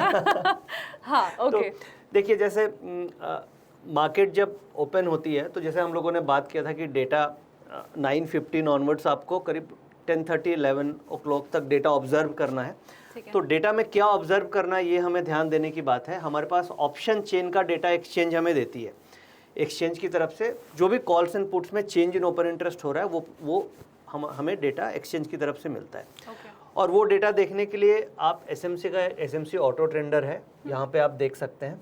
और कैसे समझना है ये हम समझ लेते हैं। जैसे यहाँ पे देखिए ये जो चेंज इन ओपन इंटरेस्ट आ रहा है, ये सारी स्ट्राइक्स का चेंज इन ओपन इंटरेस्ट आपको दिख रहा है। मैं अगर इसे और इजी करूं तो वो ये है कि मार्केट्स में कितने लोग उस समय हैं और वो क्या सोच रहे हैं। हाँ, क्या पोजीशंस बन रही है। हाँ। जैसे मार्केट में दो इंस्ट्रूमेंट बेसिकली होते हैं, कॉल होती है और एक पुट होती है। करेक्ट। कॉल होती है कि मार्केट में वैसे ट्रेडर्स बाय करते हैं जिनको लग रहा है कि मार्केट ऊपर की तरफ जाएगी। अगर ऊपर जाएगी तो वो as a buyer call option खरीद करके चलते हैं और मार्केट ऊपर जाने से इनको प्रॉफिट मिलता है। पुट ऑप्शंस वैसे इंस्ट्रूमेंट्स होती है जो ऐसे ट्रेडर्स को लगता है कि मार्केट नीचे जा सकती है, तो उस केस में अगर आप पुट ऑप्शन खरीदेंगे और मार्केट नीचे जाएगी तो आपको प्रॉफिट मिलेगा। अब अलग अलग स्ट्राइक्स होती है हमारे पास, निफ्टी की अलग अलग स्ट्राइक्स है। जैसे मान लीजिए 24,400 हो गई, 24,350 हो गई, 24,300 हो गई, 24,450 हो गई, अलग अलग स्ट्राइक्स ट्रेड होती है। तो ये ट्रिक ये समझने की चीज़ है कि हमें change in open interest COI जिसे हम बोलते हैं, चेंज इन ओपन इंटरेस्ट को देखना है। चेंज इन ओपन इंटरेस्ट ये होता है कि आज के दिन में मार्केट में जो भी नई पोजीशंस क्रिएट हो रही है, यानी चेंज हो रहा है ओपन इंटरेस्ट। ओपन इंटरेस्ट का मतलब जो नई पोजीशंस क्रिएट हो रही है उसे हम ओपन इंटरेस्ट बोलते हैं, और वो जो चेंज हो रहा है उसे हम चेंज इन ओपन इंटरेस्ट बोलते हैं। तो हमें चेंज इन ओपन इंटरेस्ट को ट्रैक करना है, कॉल्स एंड पुट्स दोनों का, और ये स्ट्राइक्स जो भी मार्केट में नियर बाई है उन स्ट्राइक्स का चेंज इन ओपन इंटरेस्ट देखना है। जैसे फॉर एग्जांपल ये मैंने आपके सामने ये करीब 5-6 स्ट्राइक्स ली, एट द मनी से 3 स्ट्राइक ऊपर और एट द मनी से 3 स्ट्राइक नीचे। अब इनका चेंज इन ओपन इंटरेस्ट ये मुझे दिखाई दे रहा है, और इन सबका अगर मैं ये open interest, total open interest देखूं कॉल साइड में, तो ये कितना ओपन इंटरेस्ट आपको दिखाई दे रहा है? लगभग 2 करोड़ है। 2 करोड़, 1,98 लाख के आसपास है ये। हाँ। तो ये कॉल साइड में चेंज इन ओपन इंटरेस्ट है। इसी तरीके से इन 5 स्ट्राइक्स का हम पुट साइड में देखते हैं। तो ये पुट साइड में ये ओपन इंटरेस्ट कितना दिख रहा है शालिनी जी आपको? 50 लाख के करीब। 50, हाँ, 48 लाख के आसपास ये आ रहा है। ठीक है। अब मैं आपसे ये पूछूं कि जो चेंज इन ओपन इंटरेस्ट है वो कॉल की तरफ ज्यादा है या पुट की तरफ ज्यादा है? ये 2 करोड़ है, ये 50 लाख 50 लाख है, तो इधर ज्यादा है। ऑब्वियस है कि इधर ज्यादा है। इसका मतलब मार्केट में पोजीशंस कॉल में ज्यादा बन रही है। हाँ। अब आप तराजू के जैसे अगर तौलें, जैसे हमने पॉडकास्ट में बात करी थी कि सिंपल एक तराजू है ये। हाँ। तो कॉल और पुट हो गई। कॉल में वजन 2 करोड़ है। कॉल में वजन 2 करोड़ है, हैवी है। हाँ। ठीक है। पुट में वजन कम है, 50 लाख। हाँ। तो जिसमें वजन ज़्यादा है हाँ। वो क्या होगा, नीचे की तरफ ही जाएगा, क्योंकि उसमें ऑलरेडी वजन बहुत ज़्यादा है। तो ये नीचे जाएगा, तो पुट नॉर्मली ऊपर जाना चाहिए। तो बेसिकली ये जो थ्योरी है इसको मैंने बैक टेस्ट किया। ठीक है। बैक टेस्ट किया कि कॉल एंड पुट का जो इम्बैलेंस है, कॉल की पोजीशन और पुट की पोजीशन दोनों का चेंज इन ओपन इंटरेस्ट का इम्बैलेंस को मैंने बैक टेस्ट किया। लास्ट 5 साल को बैक टेस्ट किया। हाँ। और उसमें ये मैंने ये देखा कि अगर कॉल में पोजीशन ज़्यादा है, कॉल हेवी है, तो मैंने देखा कि बैक टेस्टिंग में पुट ऊपर चली जाती है। और अगर पुट हेवी है तो क्या होता है, पुट नीचे आ जाती है, कॉल ऊपर चली जाती है। क्योंकि मार्केट का नेचर है कि मार्केट हमेशा बैलेंस करना चाहता है। अगर पुट की पोजीशन ज़्यादा है तो कॉल ऊपर चली जाएगी, तो वो एक तरीके से मार्केट रीबैलेंस करता हुआ चलता है। तो इस थ्योरी से, बैक टेस्टिंग में और लाइव ट्रेडिंग से मुझे मिला कि हम इस थ्योरी से प्रॉफिट बना सकते हैं। कैसे बना सकते हैं? सपोज कीजिए ये कॉल में पोजीशन हमें दिख रही है 2 करोड़ की। हाँ। पुट में दिख रही है मुझे 48 लाख की। तो मैं इस दिन क्या ट्रेड लूँगा, आप बताएं, क्या खरीदूंगा, कॉल या पुट? पुट लूँगा। हाँ। क्यों पुट लूँगा? क्योंकि पुट की पोजीशन हल्की है, कॉल की पोजीशन बहुत हेवी है। हाँ। तो बहुत हेवी होने के कारण कॉल्स को ऊपर जाने के चांसेस कम है। इसका लॉजिक एक ये भी है कि ऑप्शन ट्रेडिंग में जनरली 85 से 90% ट्रेडर लॉस करते हैं। अगर आप मार्केट की पूरी पोजीशन देखेंगे तो ज़्यादा ट्रेडर्स क्या हैं, कॉल की साइड बैठे हैं। हाँ। तो लॉजिकली इन सबको तो प्रॉफिट मिलेगा नहीं। हाँ। तो कम ट्रेडर को प्रॉफिट मिलेगा, तो कम वाले इधर बैठे हैं। हाँ। तो इसलिए पुट में पैसा बनने का चांसेस है। ये 90% वाले हैं, और ये 10% वाले हैं। करेक्ट। हमें उधर नहीं जाना है, हमें 10% में आना और है। देखिए ये जो रूल है ये मैंने बैक टेस्ट भी काफ़ी किया, और आप भी चाहें तो इसे बैक टेस्ट कर सकते हैं। लाइव मार्केट में इसकी एक्यूरेसी 60-65% तक हमें मिल जाती है। बस ये ध्यान देना है कि ये जो इम्बैलेंस है, ये जो इम्बैलेंस कॉल एंड पुट का हम लोग देख रहे हैं, अब यहाँ पे 2 करोड़ है और इधर मान लीजिए 1 करोड़ 75 लाख होता। हाँ। तो फिर तो ज़्यादा इम्बैलेंस नहीं है ना, वो करीब हल्का बराबर सा ही है। हाँ, कुछ तो भी ऊपर नीचे कुछ भी हो सकता है। तो उस केस में ट्रेड अपॉर्चुनिटी नहीं बनती है, बट ऐसे सिचुएशन में ट्रेड अपॉर्चुनिटी आपको क्लियर मिलती है। तो जैसे जैसे आप ट्रेडिंग करेंगे आपको एक्सपीरियंस से समझ में आ जाएगा कि एक होता है इम्बैलेंस और एक होता है बैलेंस्ड मार्केट। तो बैलेंस मार्केट में साइडवेज हो जाती है, जिसमें टाइम वैल्यू डिके होने लग जाता है। और ये वही है जो आप बोल रहे थे कि गूगल पे इसका उल्टा रहता है। करेक्ट। और हमें लेकिन ये काम करना है। काम करना है। गूगल पे आप देखेंगे तो वहाँ पे पीसीआर जो हम लोगों ने बात करी थी, पुट कॉल रेशियो। हाँ।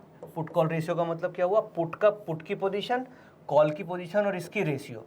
तो पुट की पोजीशन हमारे पास कितनी है, 48 लाख। ठीक है। कॉल की पोजीशन कितनी है, 198। ठीक है। तो ये रेशियो करीब करीब 0.3 के आसपास आएगा। Correct, which is less than 1। ठीक है। इसे हम बोलते हैं पीसीआर रेशियो। तो पीसीआर रेशियो अगर लेस देन 1 है तो इस सिचुएशन में हम ये मान के चलते हैं कि हमें पुट साइड ट्रेड करना चाहिए, और यही रेशियो अगर ग्रेटर देन 1 होगा तो हम इसे मान के चलते हैं कि हमें कॉल की साइड ट्रेड करना चाहिए। और गूगल में इसका अपोजिट इंटरप्रिटेशन है। वो बेसिकली मंथली कॉन्ट्रैक्ट्स के हिसाब से वो चलती है, बट अगर हम वीकली कॉन्ट्रैक्ट्स कर रहे हैं तो ये इंटरप्रिटेशन ज़्यादा अच्छी काम करती है। मैं ये तो कह सकती हूँ नितिन जी कि आप अच्छे टीचर हैं, क्योंकि मुझे इतना तो समझ में अभी फिलहाल आ गया है।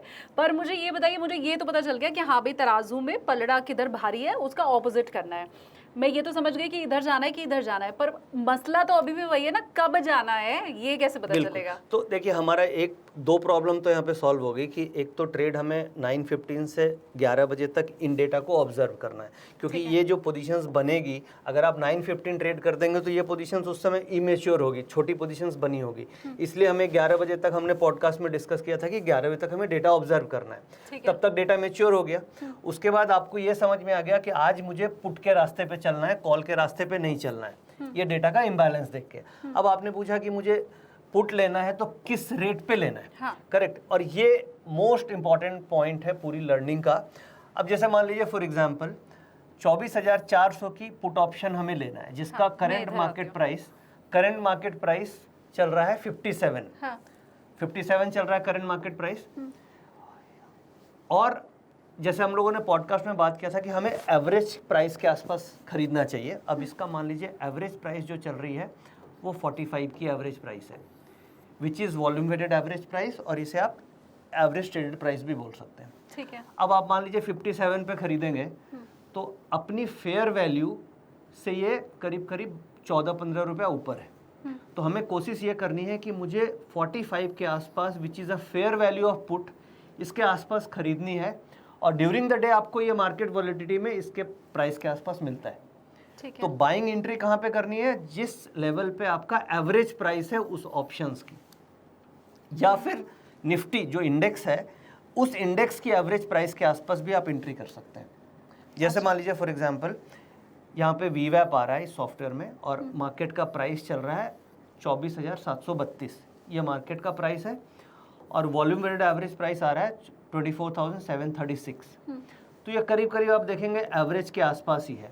हाँ। तो अगर ये मैच हो रहा है तो इस लेवल के आसपास आप ट्रेड में एंट्री कर सकते हैं। तो बेसिकली हमें ये ध्यान रखना है कि हम किसी भी चीज़ को अपने फेयर वैल्यू से बहुत ज़्यादा दूर नहीं खरीदें। जैसे मान लीजिए फॉर एग्जांपल अगर मैं 24,500 पुट की बात करूं तो इसकी करंट प्राइस है 84, और ये अगर चल रही है से 120 रुपया। तो जो फोमो की हम लोगों ने बात करी थी, फियर ऑफ मिसिंग आउट, उसमें कई ट्रेडर क्या करते हैं कि वो 110-120 पे खरीद लेते हैं। अब उसकी फेयर वैल्यू अगर 84 सॉरी फिर से बोलता हूँ, मैं गलत बोल गया, एक हाँ, बार एक रिपीट सौ- करता हूँ, उल्टा ठीक। बोल गया यार इसकी।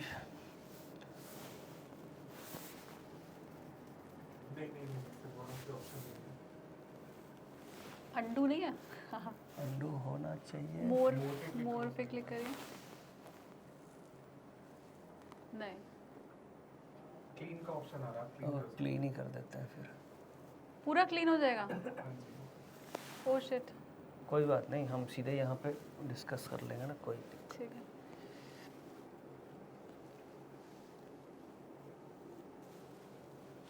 आई होप मेरे एडिटर को समझ आ जाए।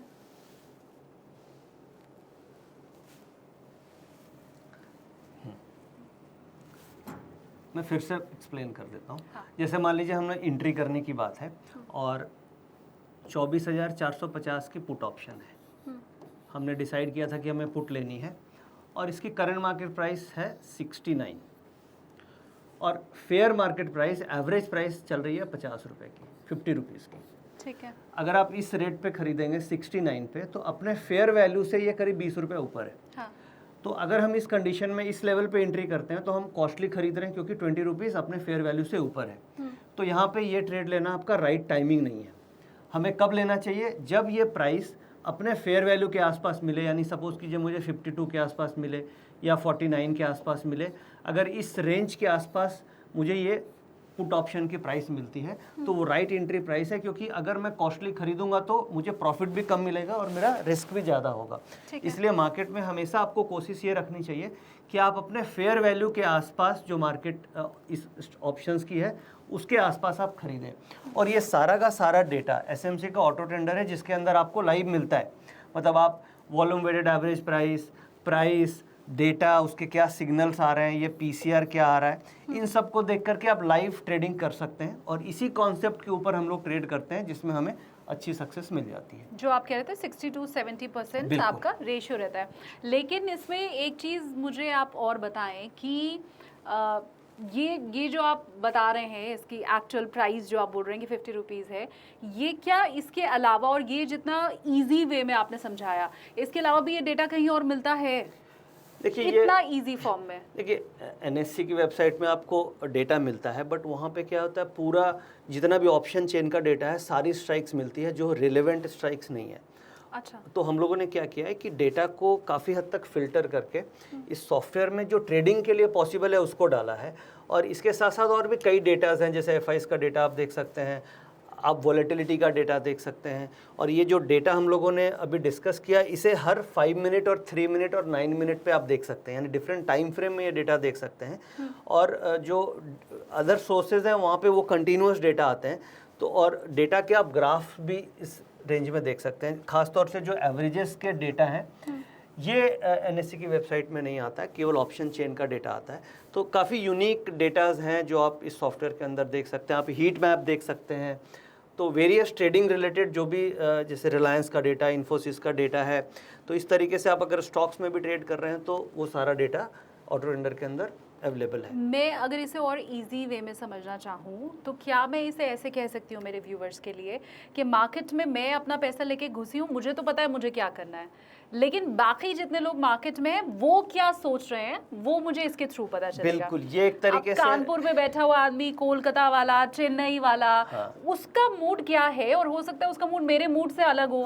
तो जिधर को अब होता है ना कि पोल, तो आप तो चुनाव तो तभी जीतते हो ना जब मेजोरिटी एक तरफ होती है, तो किधर मेजोरिटी है किधर नहीं है, ये सारी चीजें घर बैठे बैठे, मतलब हूं तो मैं घर पे, लेकिन मैं कैसे एक स्क्रीन के जरिए समझ सकती हूँ कि नितिन जी क्या सोच रहे हैं, वो कैमरा वाला भाई क्या सोच रहा है, मैं क्या सोच रहा हूँ। और बेस्ट थिंग क्या है कि आपको 5 सेकंड भी नहीं लगेंगे, आप मार्केट का डायरेक्शन पकड़ ले रहे हैं यहाँ पे, क्योंकि आपको केवल ये देखना है कि दोनों साइड में वजन किधर ज़्यादा है। जैसे अगर मैं आपसे ये पूछूं लाइव में, और सिंपल अगर आप यहाँ पे देखें कि इधर 2 करोड़ दिख रहा है और इधर 49 लाख दिख रहा है, 48 लाख दिख रहा है, तो तुरंत आपको समझ में आ जाएगा कि आज मार्केट का ट्रेंड डाउन है और मुझे पुट ऑप्शन लेना है। तो बेस्ट पार्ट क्या है कि आपको डिसीजन मेकिंग बहुत फास्ट होती है और 30-40 सेकेंड्स भी नहीं लगते हैं, आप डिसीजन ले सकते हैं। जहाँ पे मार्केट के ट्रेंड को आइडेंटिफाई करना एक कॉम्प्लेक्स माना जाता है कि आप ये चार्ट देख लो, ये ट्रेंड देख लो, ये ट्रेंड लाइन लगा लो, बट यहाँ पे तो आप एक सिंपल डेटा के थ्रू अपनी एक आउटपुट निकाल रहे हैं, इंटरप्रिटेशन निकाल रहे हैं कि मुझे क्या करना है।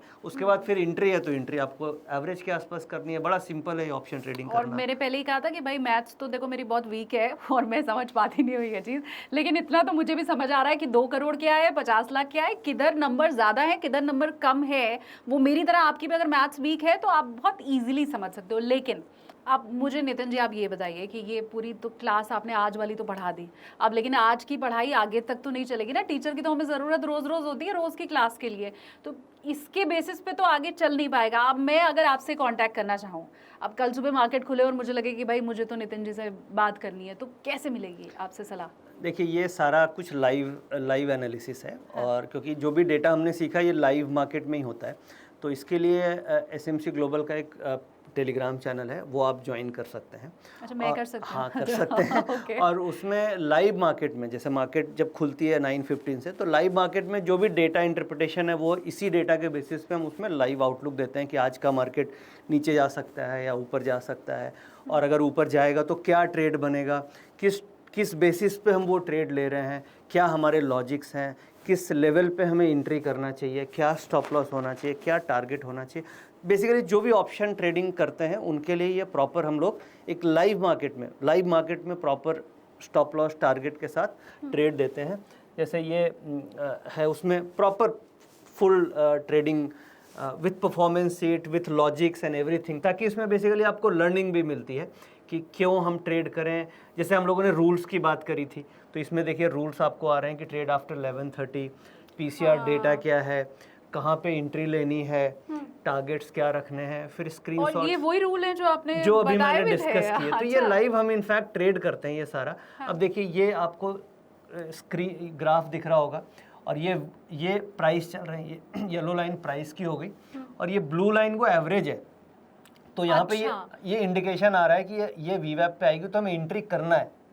ये ट्रेड एंट्री के सिग्नल्स यहाँ पे बन रहे हैं। तो इस तरीके से ये हम लाइव देते हैं कि आपको इस तरीके से ट्रेड करना है। जैसे अब जैसे आज देखिए ये ट्रेड हम लोगों ने किया था, और ये ट्रेड पे आप देख सकते हैं कि ये डेटा, ये ब्लू लाइन हमें दिख रही है, ये एवरेज की लाइन हो गई, और पीसीआर का डेटा नेगेटिव था। और 11 बजे के बाद हमें ट्रेड लेना है। क्या लेना है? बाय पुट करना है। कहाँ पे करना है?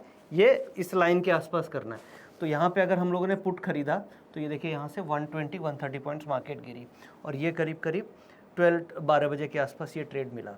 ठीक है, तो इस तरीके से ये लाइव मार्केट में हम मेंटरिंग करते हैं, और इसके बेसिस पे आप ट्रेड्स ले सकते हैं। स्टॉप लॉस के साथ हम ट्रेड लेते हैं, और इसमें ऐसा नहीं है कि लॉस नहीं लगता, लॉसेस भी लगते हैं, बट ये है कि 10 में से हम 6 बार, 6.5-7 बार प्रॉफिट बना पाते हैं। तो आप चाहें तो आप हमारे साथ इस टेलीग्राम चैनल में जुड़ सकती हैं। हाँ, और 60-65% तो आप कह ही रहे हैं कि लगभग। बट रिस्क मैनेजमेंट बहुत ज़रूरी है। आप अगर स्टॉप लॉस नहीं लगाएंगे तो फिर आपको लॉस भी हो सकता है। नहीं, हम बिल्कुल उसी फॉर्मूले पे चलेंगे जो आपने बताया है। जिस तरीके से हम ट्रेड्स देते हैं, जो हमारा स्टॉप लॉस होता है, जो एग्जिट होता है, वो आपको फॉलो करना होगा। और अगर आप उसको फॉलो करते हुए चलते हैं तो फिर मोस्ट लाइकली है कि आप धीरे धीरे 10% वाली कैटेगरी की तरफ मूव कर सकते हैं। क्या बात है, उम्मीद मैं कर रही हूँ मेरे व्यूवर्स भी करेंगे। अच्छा, ये डेटा चूंकि मैं बताऊँ, देखो हम तो मार्केट बंद होने के बाद ये पॉडकास्ट रिकॉर्ड कर रहे हैं, वैसे भी नितिन जी के पास मार्केट टाइम में, डे टाइम में समय होता नहीं है। ये डेटा भी आपको अभी फिलहाल पुराना दिखाई दे रहा है, लेकिन आपके ऐप में ये पूरा ये बिल्कुल रियल टाइम रहता है। रियल टाइम डेटा होता है, रियल टाइम एंट्री एग्जिट सब कुछ होती है। कोई इसमें ऐसे छुपा हुआ ऐसे कुछ नहीं है ना?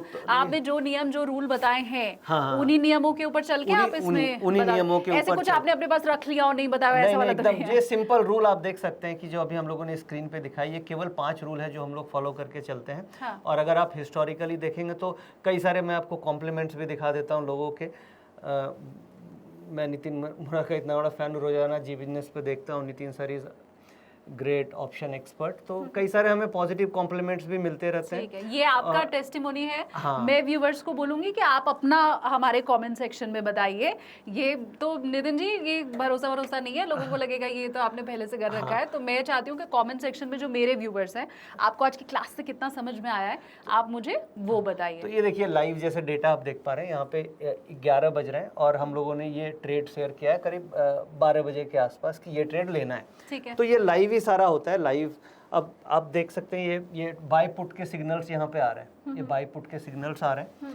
और ये जो रेट है यहाँ से अगर हम देखेंगे तो करीब करीब मार्केट सेम डे में अगर नीचे देखा जाए तो करीब करीब 120-130 पॉइंट्स का फॉल उसी दिन हमें मिला था। तो इस तरीके से बेसिकली आपको काफ़ी लर्निंग मिलती है, हम लोग के वेबिनार्स भी होते हैं और सब कुछ लाइव होता है। So जैसे आपने बेसिकली पूछा, ये भी आपकी सिखाने की ही एक हाँ, टेक्निक है। जैसे आपने अभी मेरे व्यूवर्स को इस पॉडकास्ट के थ्रू सिखाया, मैं ये मान लूं कि ये भी आपकी क्लासेस ही है। क्लासेस फिर भी अभी मुझे लगता है, अच्छा ये मैं सारा मुझे लगता है हम क्या डिस्क्रिप्शन में डाल दें, अगर किसी को चाहिए हो तो डाल सकते हैं, आपकी इजाजत है? हाँ, आपकी इच्छा डाल दें तो जो व्यूअर चाहे तो वो देख सकते हैं, अगर आप डालना ठीक चाहें है। डाल दें तो बहुत अच्छी बात है। अभी भी कुछ चीज़ें ऐसी हैं, क्योंकि नितिन जी मुझे लगता है बहुत से मिथ्स हैं जिन्हें बर्स्ट करना अभी ज़रूरी है, तो उनकी भी हम चर्चा कर लेते हैं। ये क्लास तो हम ये प्रैक्टिकल वाली यहाँ रोक सकते हैं ना? हाँ, देखिए क्या है कि थ्योरी और प्रैक्टिकल जब आप टेलीग्राम चैनल ज्वाइन करते हैं और लाइव मार्केट आप कम से कम 1-2 महीने भी कर लेते हैं ना, तो आपकी लर्निंग बहुत हो जाती है। आप समझ जाते हैं कि नहीं मुझे उस डेटा को कैसे फॉलो करना है,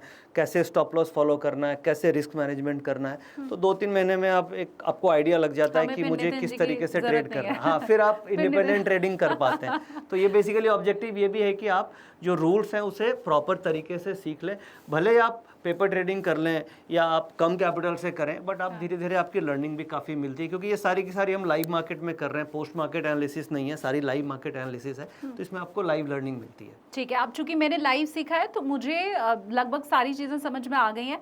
पहले भी मैं आपको कह चुकी हूँ, कुछ आपके दिमाग में ऐसा है जो अभी तक क्लियर नहीं हो पाया है। कमेंट सेक्शन खुला हुआ है, आप कमेंट्स में अपने सवाल पूछिए। अगली बार जब मेरी मुलाकात होगी नितिन जी से, तो वो सवाल भी फिर हम अगली मुलाकात में सॉल्व कर लेंगे। लेकिन अब वापस आप मेरे साथ क्लासरूम में चलिए, और कुछ मिथ्स हैं जिन्हें मुझे लगता है बर्स्ट करने की, या वो सच हैं झूठ हैं, वो ज़रूरत है, तो हम वो काम भी कर लेते हैं। बिल्कुल, थैंक यू। तो थियोरी भी आपने पूरा समझ लिया, प्रैक्टिकल भी आपने पूरा समझ लिया, और मैं ये मान करके चल रही हूँ कि अब तक आपकी ABCD ऑप्शन ट्रेडिंग की क्लियर हो चुकी है। फिर भी अगर कुछ रह गया है तो मैंने एक रैपिड फायर तैयार किया हुआ है नितिन जी के लिए, वो फटाफट से आपको बता देंगे कि भाई अभी भी अगर कुछ बचा रह गया है तो वो आप ऐसे समझ लो। एक आध लाइन में आप इसका जवाब नितिन जी दें। हालांकि बहुत सा हम इसमें कवर कर भी चुके हैं, लेकिन अगर कोई मिस कर गया है तो हम इसको कवर कर लेते हैं। ऑप्शन ट्रेडिंग सिर्फ लॉटरी है? ये गलत है। ऑप्शन ट्रेडिंग में क्या है कि आप डेटा एनालिसिस करके प्रॉफिट बना सकते हैं। लॉटरी में तो क्या, वो तो गैम्बलिंग है, तो ये बिल्कुल गलत है। ऑप्शन बायर हमेशा नुकसान में ही रहता है? नहीं, ये बिल्कुल गलत है। ऑप्शन बाइंग से भी प्रॉफिट बन सकता है, और जो स्ट्रेटजी अभी हम लोगों ने डिस्कस करी उससे प्रॉफिट बन सकता है, तो ऑप्शन बायर प्रॉफिट बना सकता है। एक्सपायरी वाले दिन सबसे ज़्यादा पैसा बनता है?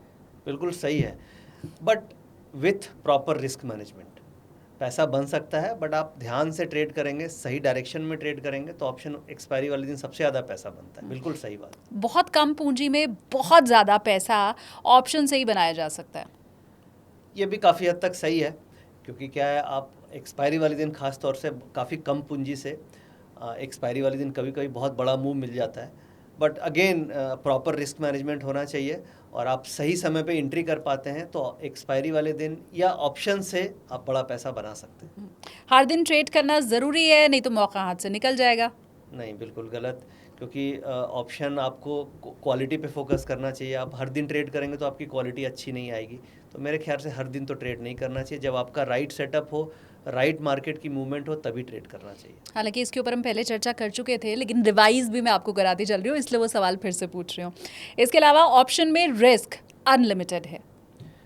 नहीं, ऑप्शन में अनलिमिटेड रिस्क सेलर के लिए है। बायर के लिए तो लिमिटेड रिस्क होता है, क्योंकि वो केवल प्रीमियम खरीदता है। बट जो सेलर है वो ऑप्शन बेचता है, तो उसके लिए अनलिमिटेड रिस्क होता है, बट बायर के लिए लिमिटेड रिस्क होता है। हालांकि ये जो अगला सवाल मैं पूछ रही हूँ जवाब आप पहले दे चुके हैं, लेकिन मैं फिर भी पूछ रही हूँ कि शेयर मार्केट अगर आपको नहीं आता है तब भी ऑप्शन ट्रेड आप कर सकते हैं?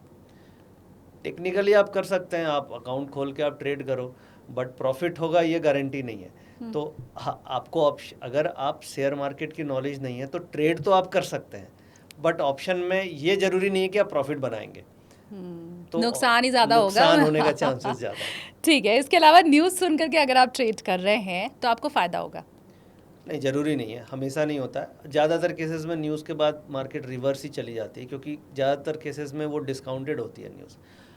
सम टाइम अगर आप न्यूज़ को बहुत अच्छे से तुरंत उसकी इंटरप्रिटेशन करके आप ट्रेड ले पाते हैं तो फिर भी ठीक है, बट मेरे को लगता है कि न्यूज़ के बाद न्यूज़ से जनरली प्रॉफिट नहीं बनता है, डेटा और एनालिसिस के ऊपर प्रॉफिट बनता है। न्यूज़ जनरली डिस्काउंटेड होती है मार्केट। कॉल और पुट खरीदना तो आसान है, बेचना रिस्की है। दोनों ही रिस्की है, ऐसा नहीं है कि खाली खरीदना ही रिस्की है। अगर आप प्रॉपर रिस्क मैनेजमेंट नहीं कर रहे हैं, आपकी राइट एंट्री नहीं है, तो बाइंग भी रिस्की है। और सेलिंग अगर आपने कर दी और अचानक से बड़ा मूवमेंट आ गया तो और बड़ा रिस्क है। तो ऑप्शन में तो रिस्क है ही, चाहे आप बाइंग करें या सेलिंग करें, दोनों रिस्की है। अब ये लास्ट सवाल है और मुझे लगता है ये थोड़ा विवादित भी हो सकता है। ऑपरेटर लोग ऑप्शन प्राइस मैनिपुलेट करते हैं। To some extent manipulation possible है। जैसे मान लीजिए कुछ ई लिक्विड ऑप्शंस होती है जिसमें लिक्विडिटी नहीं है, बट हमारे यहाँ तो सारे ऑप्शंस लिक्विड हैं, तो वो चांसेस नहीं है। बट जो ई लिक्विड ऑप्शंस हैं वहाँ पे पॉसिबल है। और कभी कभी एक्सपायरी वाले दिन मुझे लगता है कि मार्केट मैनेज हो रही है। जैसे मान लीजिए बहुत बड़ी बड़ी पोजीशंस, करोड़ों की पोजीशन से स्ट्राइक्स में बन जाती है और एक्सपायरी वाले दिन मार्केट बिल्कुल रेंज बाउंड सी हो जाती है और सारे ऑप्शंस के वैल्यू डिके हो जाते हैं। तो कभी कभी ऐसा दिखता है कि मार्केट को रेंज बाउंड मूवमेंट हो रही है और फिर अगले दिन गैप अप या गैप डाउन होता है। तो लगता है कि कुछ हद तक मार्केट को मैनेज या मैनिपुलेशन किया जा सकता है, वो देख के कई बार लगता है। बट ये है कि ई लिक्विड ऑप्शंस को मैनेज हो जाती है, ऑपरेटर कर लेते हैं। बट हमारे यहाँ इंडिया में ज़्यादातर ऑप्शंस लिक्विड हैं, तो ऐसी कोई दिक्कत वाली बात ये नहीं है। जवाब भी आपने बड़ा मैनिपुलेट करते हुए दिया। Thank you so much Nitin ji. मैं ये मान के चल रही हूँ कि आज आपने जो भी मेरे व्यूअर्स को बताया है उसी को वो फॉलो करेंगे। और जैसा आप कह रहे हैं कि 60 to 70% इसकी एक्यूरेसी है, तो उतना तो बहुत है आप लोगों के लिए, फ़ायदा कमाने के लिए, बनाने के लिए, इस मार्केट को और समझने के लिए।